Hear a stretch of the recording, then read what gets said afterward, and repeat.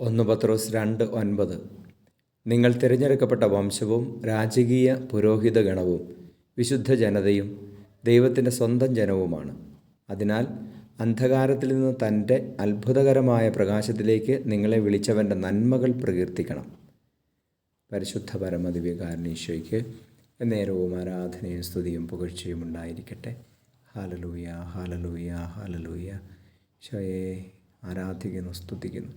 കർത്താവെ, ഞങ്ങളെ അങ്ങയുടെ പ്രിയപ്പെട്ട ജനതയായി രാജകീയ പുരോഹിത ഗണമായി തിരഞ്ഞെടുത്തതിന് നന്ദി പറയാം. തക്കതായ രീതിയിൽ ജീവിക്കുവാൻ അഭിഷേകം തരണമേ. ഈശോയെ, അങ്ങയുടെ നന്മകൾ പ്രകീർത്തിക്കാൻ അധരങ്ങളെ തുറക്കണമേ.